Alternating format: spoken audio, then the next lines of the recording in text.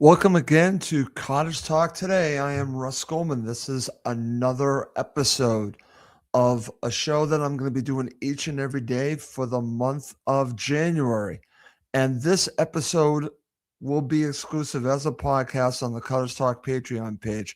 I will leave it up on the YouTube channel. I'm broadcasting live in three different locations, but I'll be deleting two of them. It will be still available to watch on YouTube, but the podcast itself will only be available on the Cottage Talk Patreon page. And what's great, if you do become a paid member on Patreon, you can actually listen back to the show through your podcast app. You just have to enable it once you become a paid member. It's very easy to do.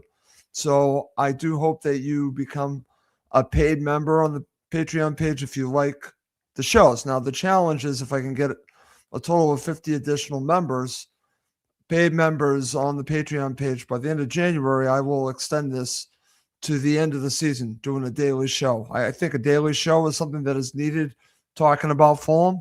I'm trying to prove that now. I did this 2 years ago and I really enjoyed it. I'm doing it again.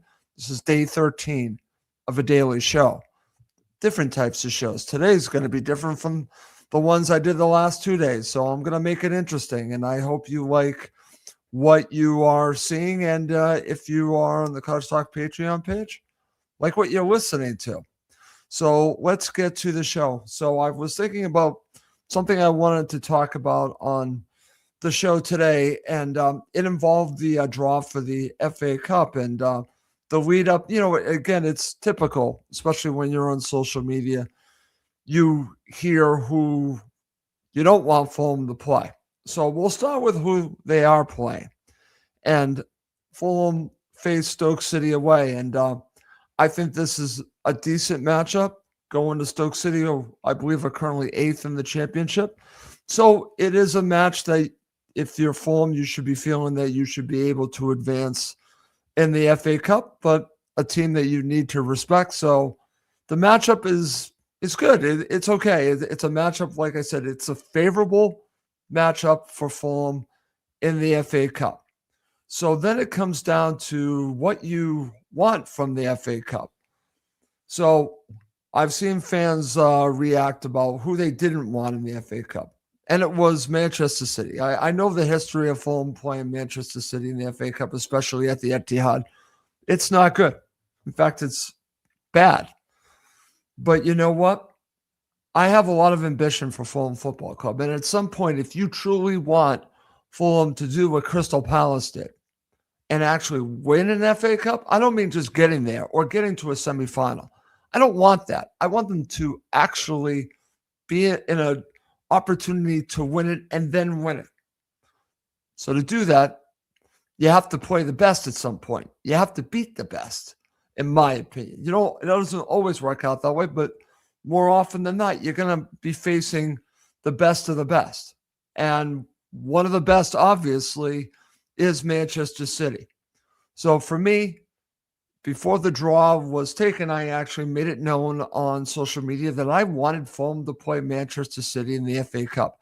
I'm not changing my mind on that. That's actually what I want for several reasons, and I will explain. First of all, like I just mentioned, if you truly want to win a cup, which I do want them to win a cup, Manchester City needs to go down. So why not you be the ones to do that?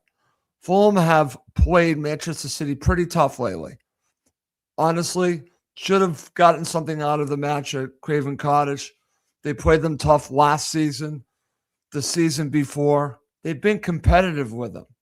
So instead of being scared of playing Manchester City, I say you take it head on and you go after the best. That's why I wanted them to face Manchester City. I do not fear playing Manchester City anymore. I don't fear it. In fact, I truly believe one of these times Fulham will actually beat Manchester City. It is something that I feel for them to be where I hope that they are someday a team that is fighting for Europe and will get into Europe on a regular basis. Yes, I said that because my ambition is for Fulham to be in that mix, to not just be in Europe, but to contend for things. Yes, for a title someday. I know, I'm not supposed to say that, but that's what I want. And I'm not going to accept Fulham can't do this, can't do that. Not accepting that anymore. I've seen too much evidence of other clubs doing things. So I think for Fulham to advance in their progression, face Man City, and hopefully beat Man City. Stoke City is a different way to go. Obviously, it's a safer bet. So I understand why supporters are probably, in some ways, happy that they're facing Stoke City, but I don't want an easy draw. I want the hardest draw. That's what I want because I want to see my club, Fulham Football Club, face the best and maybe beat the best. So I would rather go out early facing Man City than going a few more rounds, being competitive, and then losing. I would love to see them face a Chelsea, a Liverpool, and beating them on the way. That's what I want. I think that to me is what I am looking for.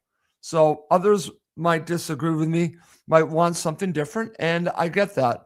That's just the way I'm wired. I want to face the best and beat the best. That's where I was coming. I wasn't joking around.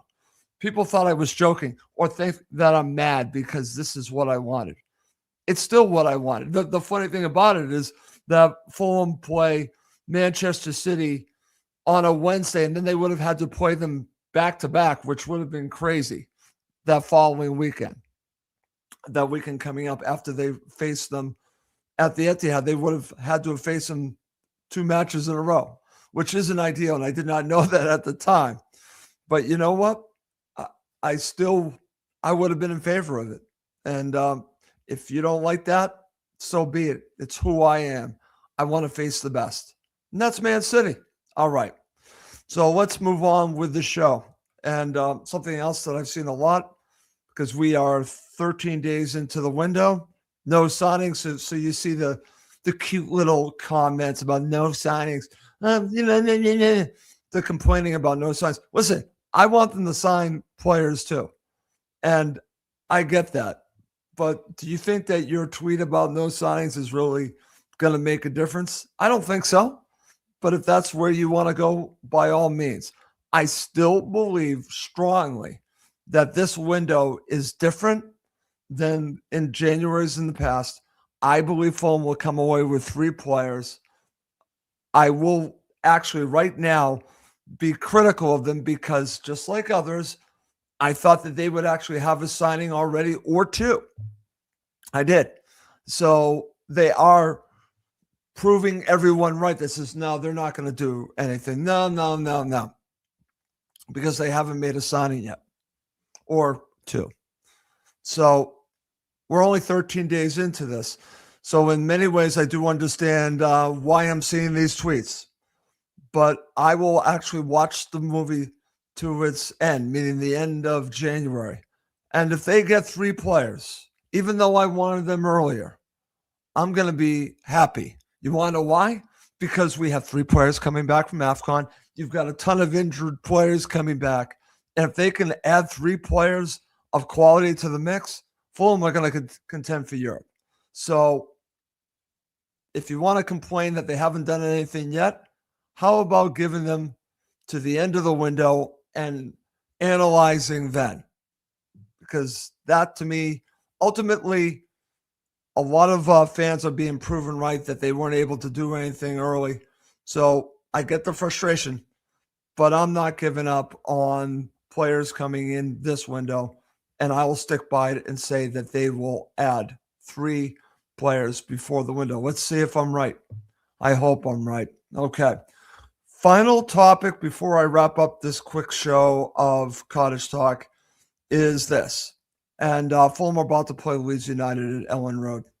I'm not a fan of Leeds United whatsoever. I just want to mention that. I don't like them. There are reasons for me not liking Leeds United. First of all, I'll go back to where it really begins for me. And it goes back, I believe it was 2017. And it was, again, a game against Leeds United. and Lucas Piazon really got hurt. In fact, Lucas Piazon broke his leg and fractured his ankle at Ellen Road. It was, I believe, in August of 2017. And the outrage at Ellen Road, the booing of Lucas Piazon, who was actually injured, was disgusting. It was utterly disgusting. I remember like it was yesterday. The manager at the time was Savisa Jokanovic, and I believe he was very vocal about what he had heard at Ellen Road. I hold that against Leeds United. I do. So I don't like that club just for that reason alone. I also don't like that club because of what happened, and again, listen, I'm an American. They've had American players lately. Obviously, one is doing fairly well for them right now, Brandon Aronson. And if they want to criticize the American players, so be it. And if they want to criticize Jesse Marsch, who was a former manager, so be it. But I thought they were way over the top when it came to Jesse Marsch, who I think is a quality manager. Did not like him for whatever reason. And that's just another reason why I don't like Leeds United. Yes, it's personal with the Piazon thing. It's also personal with the way that they attracted some players at the time and a manager that happens to come from the country where I live. So I don't like that club. I've never liked that club, even before what happened with Piazon. Now I just can't stand that club. And that's how I'm going to end this episode. All right. Well, listen, I will have another episode tomorrow. And hopefully I have some information. Maybe we have some good transfer speculation coming soon. Who knows? But I will continue to do a daily show. And I hope you like what you are listening to. Please do subscribe on the Cottage Talk Patreon page if you want to listen back to a podcast, because that's the only way you're going to be able to listen to an episode of Cottage Talk right now, except for the post-match show. Post-match show will be on all of the podcast apps everywhere, but everything else is on the Patreon page. So if you do enjoy Cottage Talk, please do subscribe on the Cottage Talk Patreon page. And that's how I'm going to end this episode. My name is Russ Goldman. Thank you as always for watching and listening to Cottage Talk.